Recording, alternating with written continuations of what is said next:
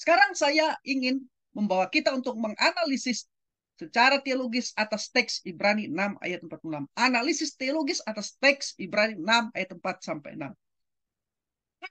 Orang-orang yang digambarkan sebagai orang-orang murtad dalam teks Ibrani 6 ayat 4 sampai 6 yang sudah kita baca di depan tadi, ini adalah orang Kristen. Ya, mereka adalah orang-orang Kristen yang berada dalam perkumpulan atau persatuan orang-orang percaya Ibrani. Apakah orang-orang tersebut adalah orang Kristen sejati? Jawaban saya dengan tegas, tidak. Berikut penjelasan argumentatif dari saya. Saya punya alasan mengapa saya mengatakan bahwa orang-orang yang dalam Ibrani 6 ayat 6, 4 sampai 6 itu bukanlah orang Kristen sejati. Ini argumentasi saya. Yang pertama, orang-orang yang digambarkan sebagai orang-orang murtad tersebut tidak memiliki ciri orang Kristen sejati. Sekali lagi, orang yang digambarkan sebagai orang-orang murtad tersebut tidak memiliki ciri-ciri orang Kristen sejati. Kita harus mengingat kembali berdasarkan penjelasan saya di atas tadi bahwa Kristen sejati adalah mereka yang telah diselamatkan dengan ciri-ciri beriman kepada Tuhan Yesus Kristus, lahir baru, memiliki hidup yang kekal, bertekun sampai akhir, dan beriman sampai akhir. Namun, bila kita memperhatikan ciri-ciri orang murtad yang disebutkan di dalam Ibrani 6 ayat 4 sampai, memang benar bahwa mereka pernah diterangi hapak potis tentas, pernah diterangi hatinya, pernah mengecap karunia surgawi, karunia saudara Doria yang tidak sama artinya dengan karisma atau karunia rohani, pernah mendapat bagian dalam Roh Kudus, kata mendapat bagian dalam metokous genetentas. Mereka juga pernah mengecap firman yang baik dari Allah, pernah mengecap firman yang baik dari Allah dan karunia-karunia dunia yang akan datang. Kata mengecap di sana adalah geosamenoi. Dan karunia-karunia sana menuju kepada kuasa atau mujizat. Jadi terlihat dengan jelas bahwa tidak satupun dari ciri-ciri yang disebutkan, dari 5 ciri yang disebutkan di dalam Ibrani 6 ayat 4 sampai 6 itu, pasal 6 ayat 4 sampai 6 itu, menunjukkan kepada ciri-ciri orang diselamatkan. Orang yang diselamatkan tadi, 1, beriman kepada Tuhan Yesus Kristus, 2, lahir baru, 3, memiliki hidup kekal, 4, bertekun sampai akhir, dan 5, beriman sampai akhir. Sama sekali tidak dimiliki orang Kristen yang murtad di dalam Ibrani pasal yang ke-6 ayat 4 sampai 6. Jadi itu argumentasi pertama saya. Orang-orang murtad ini bukanlah orang-orang percaya sejati karena mereka digambarkan sebagai orang yang tidak memiliki ciri-ciri orang Kristen sejati. Dengan demikian, walaupun mereka pernah diterangi hatinya, pernah mengecap karunia surgawi, pernah mendapat bagian dalam Roh Kudus, pernah mengecap firman yang baik dan karunia yang akan datang, tetapi mereka belum diselamatkan karena mereka belum memiliki ciri-ciri orang yang telah diselamatkan. Itu beriman kepada Kristus, lahir baru, memiliki hidup yang kekal, bertekun dan beriman terus-menerus sampai akhir. Nah, untuk lebih memahami ini kita harus meneliti atau melihat ayat kunci Ibrani 6 ayat 9. Dikatakan, tetapi hai saudara-saudaraku yang kekasih, sekalipun kami berkata demikian tentang kamu, kami yakin bahwa kamu memiliki sesuatu yang lebih baik yang mengandung keselamatan.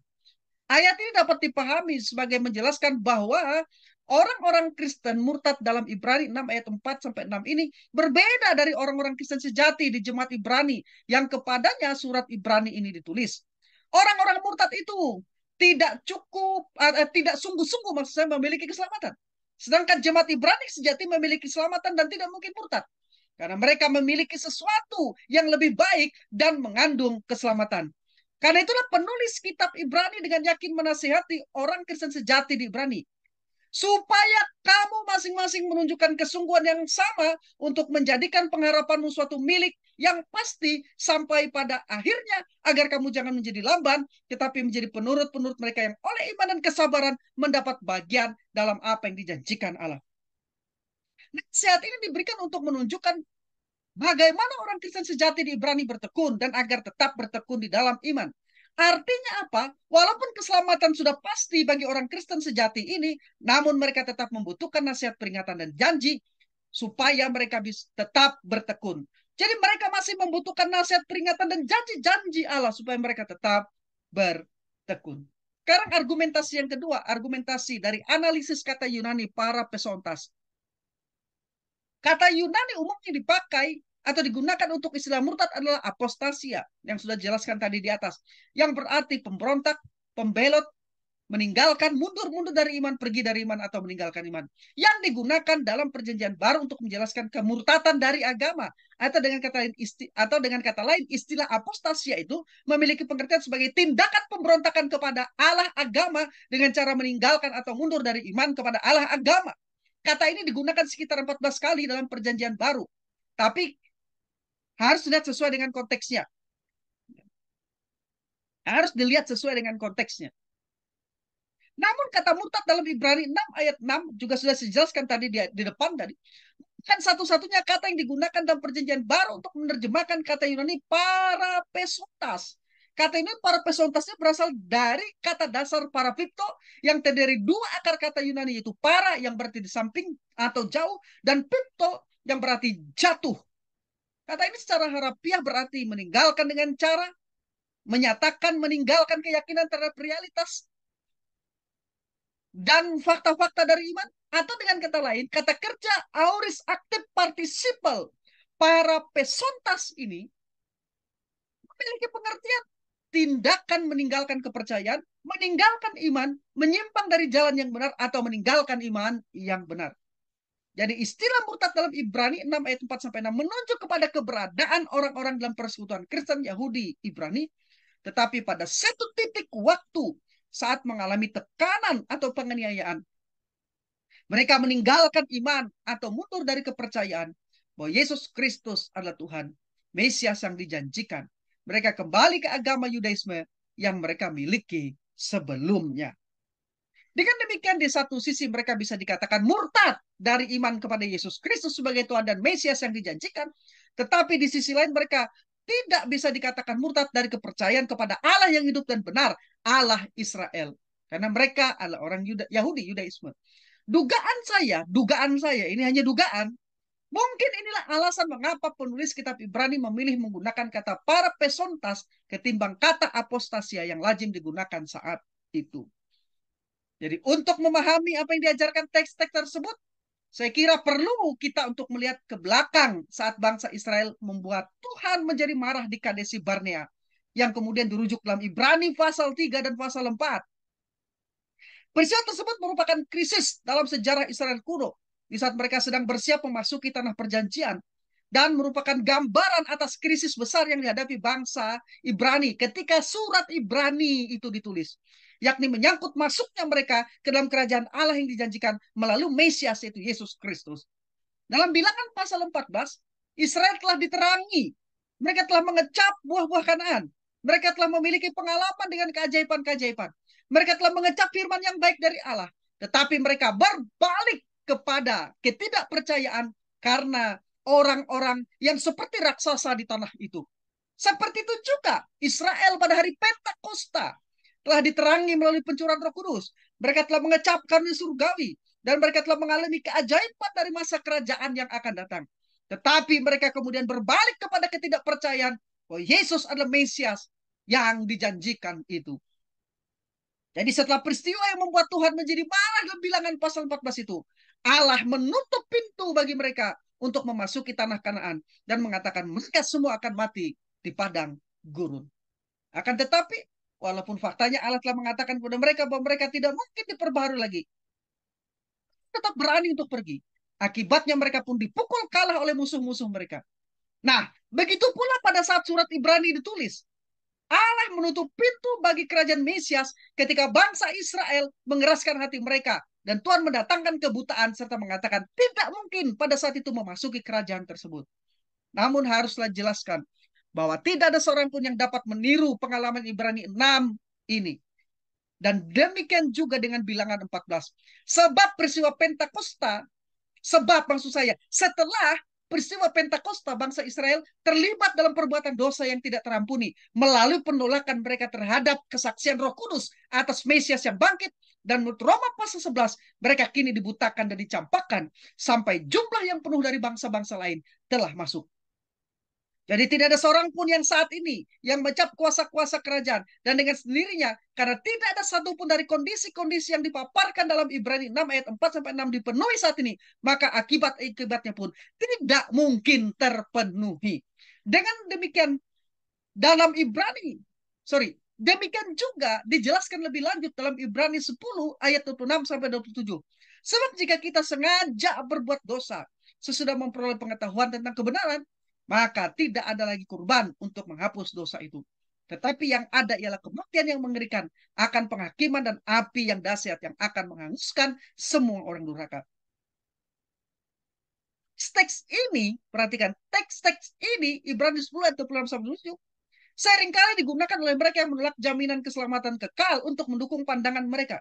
Karena itu untuk memahami teks ini kembali kita mengingatkan bahwa orang-orang Ibrani sedang menghadapi atau diperhadapkan pada krisis besar yang disebut dalam Ibrani 6. Pada hari Pentakosta mereka telah menerima pengetahuan kebenaran.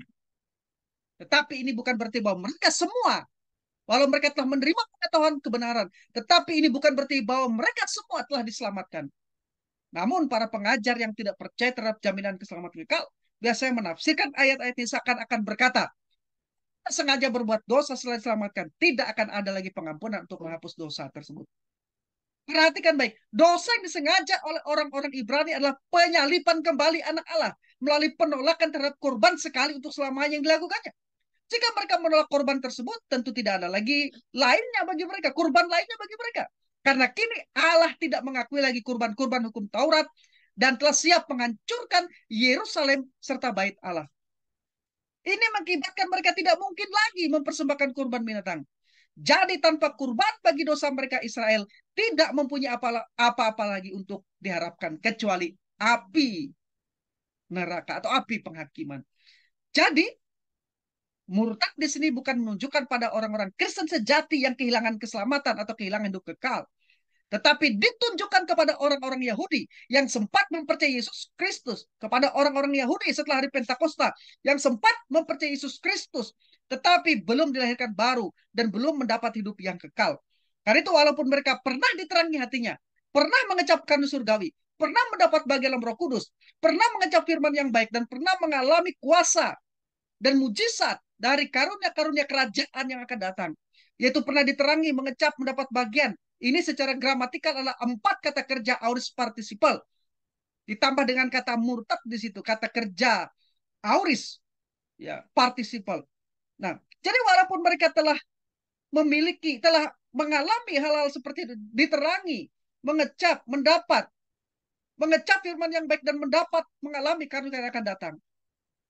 Karena memang mereka berada dalam persekutuan orang-orang Kristen Ibrani setelah hari Pentakosta itu. Tetapi mereka belum diselamatkan. Jadi, jika teks-teks Ibrani 6 ayat 4 sampai 6 ini membuktikan kemungkinan kehilangan keselamatan, maka sebaliknya teks-teks ini juga membuktikan ketidakmungkinan memperolehnya lagi. Jika teks-teks Ibrani 6 ayat 4 ini memang membuktikan kemungkinan kehilangan keselamatan, maka harus dipahami. Sebaliknya, justru teks-teks ini juga membuktikan ketidakmungkinan memperolehnya lagi. Jadi pendekatan ini dikenali sebagai pandangan jaminan kekal bagi orang Kristen sejati. Dalam menafsirkan, pandangan yang saya paparkan tadi, dalam menafsirkan Ibrani 6 ayat 4 sampai 6, ini adalah pendekatan yang dikenali sebagai pandangan jaminan keselamatan kekal. Secara teologis saya berpegang pada pandangan ini. Ya. Sekarang argumentasi yang ketiga. Prinsip penafsiran kejelasan Alkitab dan hukum logika non-kontradiksi. Selain pendekatan seperti yang saya jelaskan di atas yang saya pegang, terhadap orang-orang digambarkan sebagai orang-orang murtad tersebut dalam Ibrani 6 ayat 4 sampai 6. Ada juga 3 pendekatan lainnya, yaitu 1 pendekatan hipotesis yang menafsirkan bahwa teks-teks tersebut merupakan peringatan yang diberikan untuk mengejutkan para pembaca dengan menggambarkan penghakiman yang mengerikan yang akan datang jika seseorang yang sungguh-sungguh percaya menolak Kristus. Menurut pendekatan ini, penulis kitab Ibrani tidak menganggap kemurtadan orang percaya Ibrani tersebut mungkin terjadi. Tetapi ia hanya menggunakan argumentasi untuk menunjukkan kebodohan tindakan yang mungkin para pembaca surat Ibrani tergoda untuk mengambilnya. Pandangan ini dapat menjelaskan dengan baik deskripsi-deskripsi Ibrani 6 ayat 4 sampai 6 dan ayat-ayat tentang jaminan keselamatan, tetapi peringatan-peringatan tentang penghakiman tersebut justru terdengar tidak tulus ketika dibaca secara hipotesis. Pendekatan yang kedua, yaitu pendekatan risiko kehilangan upah atau pahala yang menafsirkan bahwa teks-teks tersebut memperingatkan orang Kristen sejati tentang hilangnya pahala atau upah sebagai tindakan penghakiman disipliner Allah bagi mereka yang tidak setia. Pendekatan dari pandangan ini berpegang pada jaminan kekal bahwa orang percaya sejati tidak akan mendapat penghukuman kekal, tetapi memahaminya sebagai peringatan nyata tentang penghakiman yang lebih ringan yang mungkin bisa dialami para pembaca surat Ibrani. Pendekatan ini menjelaskan dengan baik Ibrani 6 ayat 4 sampai 6, tetapi memiliki kesulitan dengan beratnya penghakiman yang digambarkan dalam Ibrani 6 ayat 7 sampai 8, khususnya Ibrani 10 ayat 26 sampai ayat yang ke-31. Pendekatan yang ketiga adalah pendekatan kehilangan keselamatan. Pandangan ini menafsirkan teks tersebut sebagai peringatan serius yang ditujukan kepada orang-orang percaya sejati yang mungkin jatuh dari keselamatan sehingga mendatangkan penghukuman kekal. Pendekatan dari pandangan ini mengajarkan bahwa orang percaya sejati bisa jatuh sampai pada tingkat murtad, yaitu kehilangan keselamatan. Tetapi ada kemungkinan bertobat setelah kejatuhan.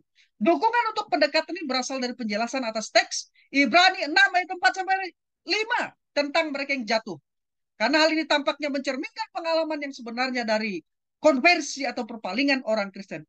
Nah, peringatan-peringatan tentang penghakiman menurut pandangan ini dalam Ibrani 6 ayat 1 sampai 8 dan Ibrani 10 ayat 26 sampai 31 juga kelihatannya sesuai dengan pandangan ini, yaitu berbicara tentang kutukan kekal bagi orang-orang murtad. Tetapi masalah utama dalam pendekatan ini ialah bahwa pandangan ini kontradiktif dengan teks-teks seperti Yohanes 5 ayat 24, Yohanes 10 ayat 25 sampai 30, Roma 8 ayat 28 sampai 39, 1 Petrus 1 ayat 3 sampai 9, dan Ibrani 7 ayat 25. Ibrani 8 ayat 12, Ibrani 9 ayat 14 sampai 5, dan Ibrani 10 ayat 15. Yang sangat jelas mengajarkan jaminan kekal bagi orang Kristen. Bahwa orang Kristen sejati tidak mungkin kehilangan keselamatan. Dengan demikian, dari penjelasan saya di atas, ada 4 pendekatan terkait isu soteriologis orang murtad yang disebutkan dalam Ibrani pasal 6 ayat 4 sampai 6, yaitu pendekatan hipotesis. Yang pertama pendekatan hipotesis, yang kedua pendekatan resiko kehilangan pahala, yang ketiga pendekatan dapat kehilangan keselamatan, dan yang keempat pandangan yang saya anut adalah pandangan jaminan kekal keselamatan. Dari keempat pandangan ini, pandangan 1, 2, dan 4 sama-sama meyakini bahwa keselamatan itu terjamin secara kekal. Sedangkan pandangan yang ketiga mengajarkan keselamatan bisa hilang. Pandangan ketiga yang mengajarkan keselamatan bisa hilang ini jelas tidak dapat dipertahankan bila ditinjau dari prinsip penafsiran Alkitab dan hukum non-kontradiksi dalam logika paling mendasar. Nah, prinsip kejelasan Alkitab berarti bahwa hal-hal yang dinyatakan secara implisit atau samar-samar dalam Alkitab harus selalu ditafsirkan berdasarkan pada pernyataan-pernyataan yang eksplisit atau pernyataan-pernyataan jelas. Tidak boleh dibalik. Apabila ada teks tertentu yang seakan-akan atau secara samar-samar mengimplikasikan sesuatu, kita tidak dapat menerima hal yang implisit sebagai sesuatu yang benar. Apabila hal itu kontradiktif atau bertentangan dengan hal yang secara eksplisit atau jelas dinyatakan di bagian lainnya dalam Alkitab. Nah, kita diingatkan dengan hukum dan kontradiksi yang menyatakan bahwa dua pernyataan yang kontradiktif tidak mungkin benar kedua-duanya pada saat yang bersamaan dan dalam pengertian yang sama. Ingat, membuat kontradiktif bagian-bagian tertentu dari Alkitab jelas bertentangan dengan ineransi dan infalibilitas Alkitab. Kedua hal ini merupakan karakteristik dasar Alkitab. Ineransi Alkitab berarti bahwa Alkitab tidak mengandung kekeliruan. Sedangkan infalibilitas berarti bahwa Alkitab bebas dari kecenderungan melakukan kesalahan. Nah, dasar dari ineransi dan infalibilitas Alkitab adalah karena para penulis Alkitab itu diilhami Allah pada saat mereka menulisnya. Sehingga tulisan mereka pada naskah aslinya bebas dari kesalahan dan kekeliruan. Allah dari segala kebenaran dan kesempurnaan itu memberikan Alkitab yang bebas dari kekeliruan dan bebas dari kesalahan. Kita kenali dengan ineransi dan infalibilitas Alkitab. Jadi Alkitab secara tegas dan mengajarkan jaminan kekal keselamatan. Jaminan kekal keselamatan percaya sejati bukan semata-mata didasarkan pada suatu kesimpulan logis, ataupun alasan-alasan filosofis dogmatis tertentu, tetapi secara jelas diajarkan dalam Alkitab. Seperti dalam Yohanes 5 ayat 24, Yohanes 6 ayat 37 sampai 40, Yohanes 10 ayat 27 sampai 30, Roma 8 ayat 29 sampai 39, Ibrani 7 ayat 24 sampai 25, Ibrani 10 ayat 14, dan ayat Ibrani 13 ayat 5 sampai 6, dan 1 Petrus 1 ayat 3 sampai 5, juga dalam 1 Yohanes 5 ayat 11 sampai 13. Nah, kepastian atau jaminan keselamatan kekal ini merupakan suatu keyakinan yang teguh bahwa anugerah keselamatan dan hidup kekal yang dimiliki orang percaya sejati dalam Kristus tidak bisa hilang atau terjamin untuk selama-lamanya.